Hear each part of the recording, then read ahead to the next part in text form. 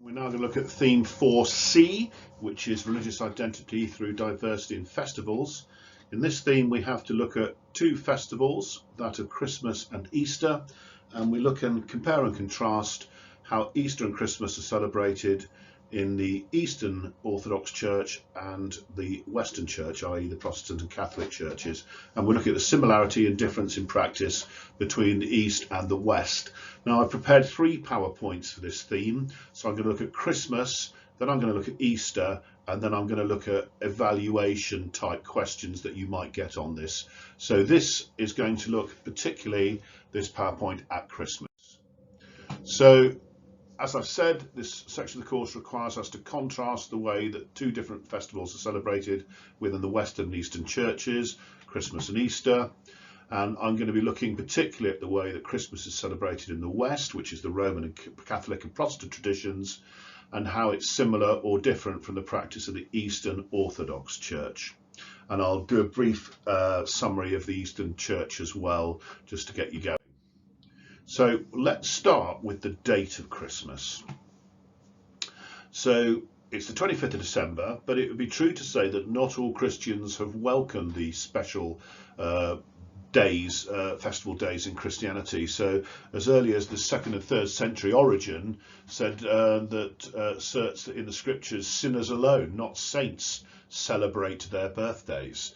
So Origen himself was not for celebrating the birth of Jesus. However, clearly he lost out, and now Christmas is a major celebration in most churches. So when we look at Christmas and Easter, when we look at these 2 festivals, we are looking at what we call the church year, and that's a very different calendar from a secular calendar starting in January, ending in December. The church year is very different. The church calendar divides the years up into seasons which are centered on the life of Jesus and the beginning of the church. And we'll look at this tradition in both the Eastern and Western churches. So if you look at this chart here, clearly shows you the 4 different seasons: winter, spring, summer and autumn. And you can see the different festivals that fall within those seasons. So in winter, we obviously have Advent leading up to Christmas. In spring, we have Lent leading up to Easter, which moves between spring and summer, and then into the autumn, which is after Pentecost. Hopefully that makes sense. So we have no reference to a date for a celebration of the birth of Jesus before the 4th century. So there are 2 possible explanations for why the 25th of December has come into being. I mean, in all reality, you could pick 1 out of 365 days, and that might be the day in which Jesus was born. So why the 25th of December? Well, one of the reasons might be that in the year 274, the Roman Emperor Aurelian had chosen that date as a celebration for the invincible sun. So the sun god was celebrated, so Natalis Solis Invicti, the invincible sun god, and that coincided with the Roman festival of Saturnalia. And so it could be, it's thought that when the empire became Christianized under Constantine, they turned that pagan festival into a Christian holiday, and that was the best way to move the populace towards a Christian direction. So we move from the Sun of Righteousness to the Son of Righteousness. Nice little pun there.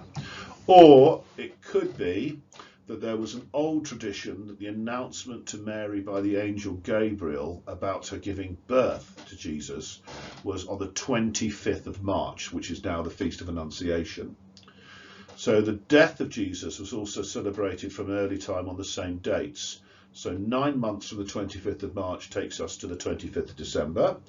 And this could well be an adaptation of a rabbinic idea that the death of the patriarchs occurred on the same date as their birth. So maybe that's why the 25th of December was used. But actually, the other thing you might want to consider is the dates very close to the equinox, the shortest day of the year, around the time when a number of religions and indeed pagan religions celebrate festivals. I'm not saying that Judaism and Hinduism is pagan, but certainly the winter equinox is celebrated amongst pagan religions, the shortest day of the year, where traditionally the days are going to get longer afterwards. So you certainly in other religions have the Festival of Light, Hanukkah in Judaism, and Diwali in Hinduism round about that time. Now, in the Eastern Church, in the early centuries, the Nativity was celebrated on the 6th of January, which was the beginning of the solar year. And this was called the Feast of Epiphany, meaning appearing or manifestation. And the focus was on the coming of the wise men and the baptism of Jesus and turning water into wine. Eventually, the Eastern Church follows suit with the 25th of December, and the Western Church then adopted the Epiphany, making for the 12 days of Christmas. So it was all brought into line, you would think, until, of course, in the West, we made a calendar change from the Julian calendar to the Gregorian calendar. And this was instituted in the 16th century, and because of the change in calendar, a 13-day difference happened. So many churches kept the Julian calendar, and one of those is the Eastern Orthodox Church, which basically means that even though they're celebrating on the 25th of December, if we are in a Gregorian calendar, the 25th of December becomes the 7th of January because of the 13 days difference. So here you can see a little chart that shows the difference between the Gregorian and the Julian calendar with a 13 days difference. And that explains why the Eastern Orthodox Church celebrate on the 7th of January, Christmas Day, and we go for the 25th of December because we are in the Gregorian calendar, whereas some churches have stayed in the Julian calendar.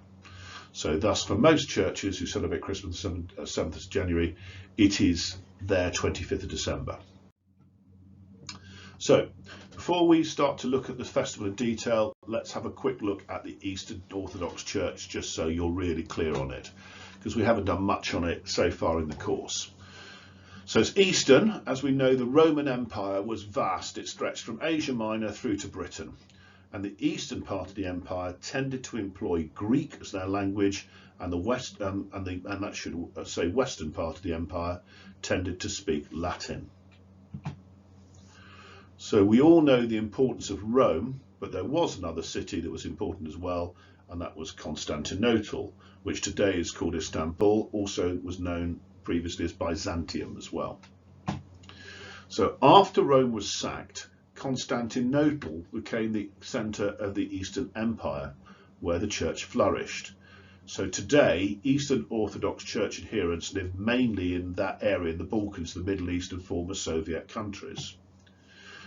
So orthodoxy means right thinking. The church follows the first 7 ecumenical councils, as does the Roman Church, so there is commonality between them. Okay.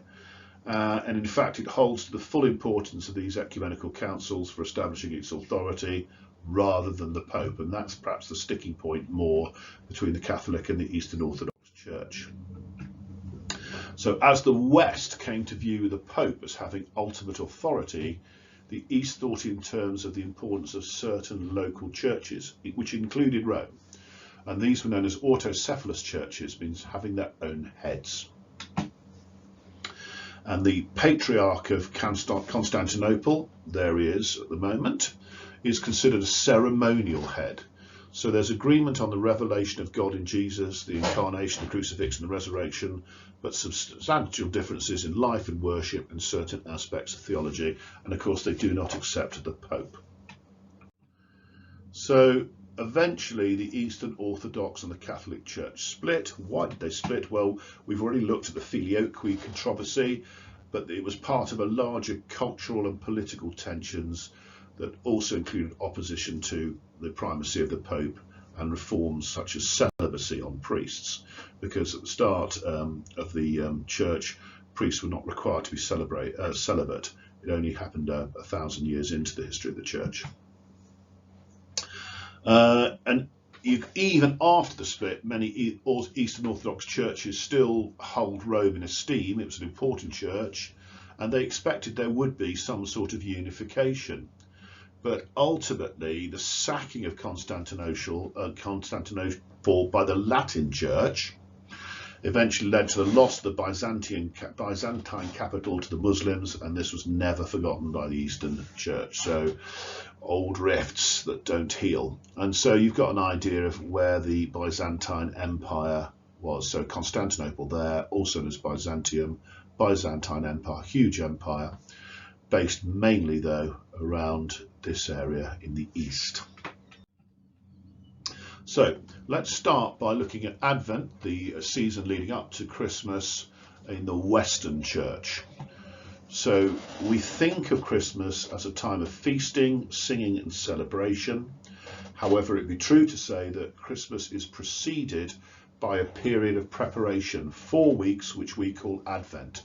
And Advent just means coming. In other words, Christians prepare for the coming of Jesus in a time of reflection.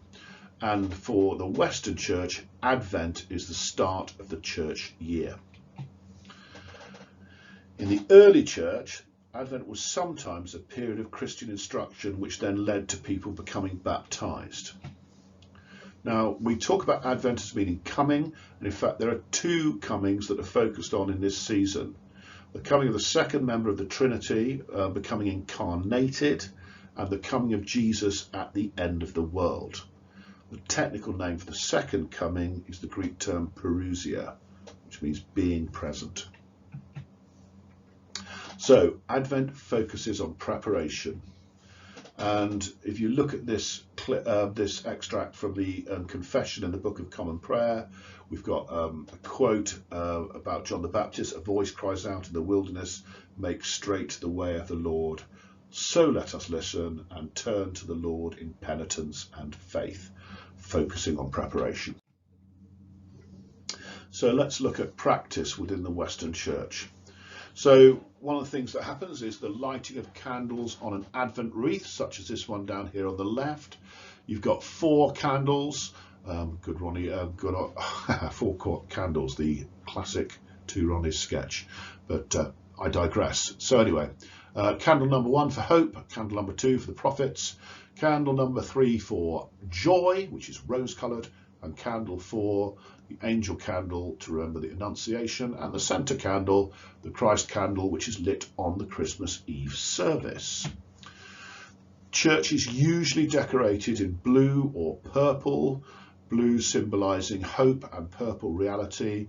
And on the 3rd Sunday of Advent, a rose colour can be used. This is Gaudete Sunday, meaning rejoice. And there you've got the Pope in his Gaudete colours, Gaudete Sunday. And you have the singing of hymns such as O Come, Emmanuel, which refers to many of the titles that were used of Jesus. Rod of Jesse, Son of David, etc., etc. Emmanuel, God with us. Okay, there are numerous readings that are said in churches that speak of the preparation for the coming of the Messiah and the coming of the end of all things, such as Matthew 25, 1-13. And in general, the lead up to Christmas is a sombre and reflective time for many Christians.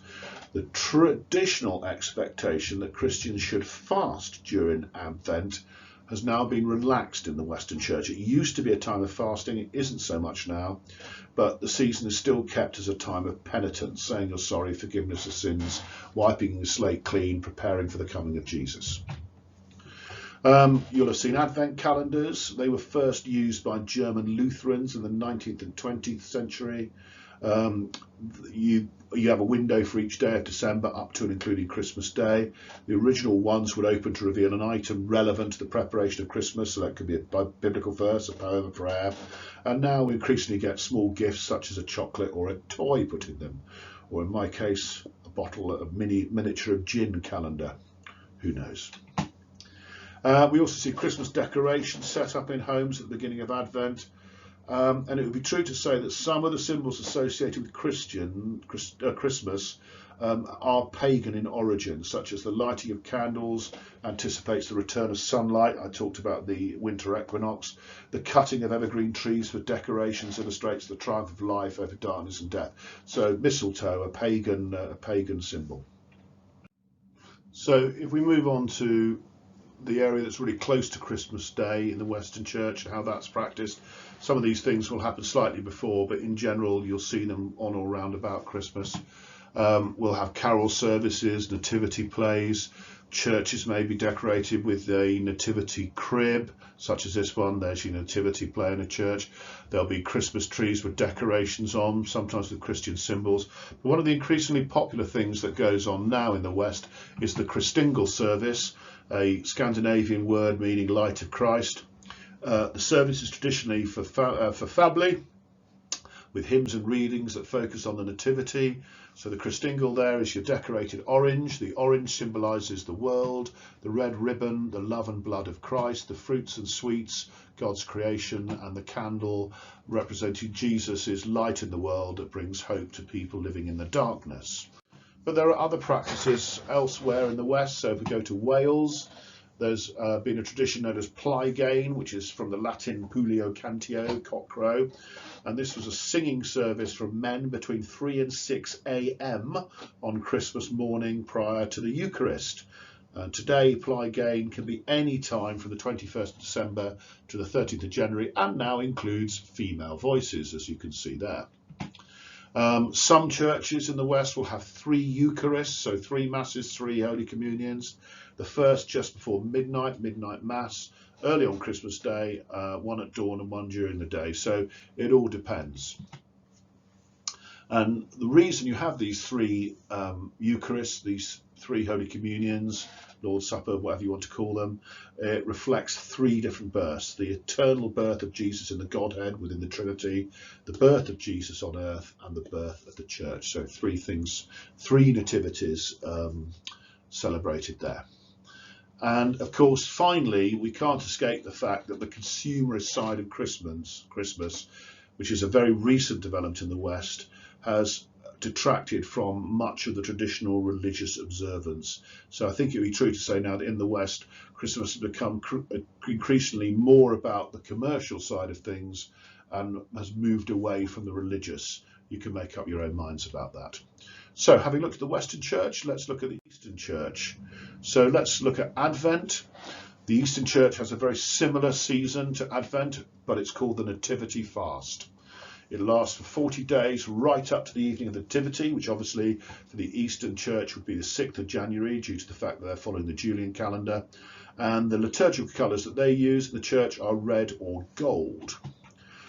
So the fasting for these 40 days includes not eating red meat, poultry, egg, dairy products, fish, oil and wine. So it's a very strict fast. And the eve of the Nativity is even a stricter fast day. It's known as Paramony, which translates as preparation. And on that day, no solid food should be eaten until the first star appears in the evening sky. So straight away, what you're seeing here is the Eastern Church has its practice of Advent. It's a far more austere festival. It's focusing on fasting, that sort of stuff, really preparing yourself for the coming of Jesus. So unlike the Western Church, the Nativity Fast is not the beginning of the church year. They also don't focus on the second coming, the Parousia, in any way during the Advent, and instead they focus on the Hebrew prophets who prophesied the Nativity, the Incarnation, such as Isaiah, Micah, etc. 2 Sundays before the Nativity is the Sunday of the Forefathers, where the Eastern Orthodox Church remembers the ancestors of the Church before and after the giving of the Law of Moses. And 1 Sunday prior to Nativity is the Sunday of the Holy Fathers, that commemorates all the righteous men and women who please God from the creation of the world through to Joseph, the husband of Mary. So there you can see Sunday of the Forefathers, red vestments, Sunday of the Holy Fathers, gold vestments, but you can see it's in Advent because of the colours that are being used in the churches. So when we get to Christmas, many similarities between East and West Christmas celebrations. So there's strong family and social activities, beliefs about the Incarnation, festive mood, etc.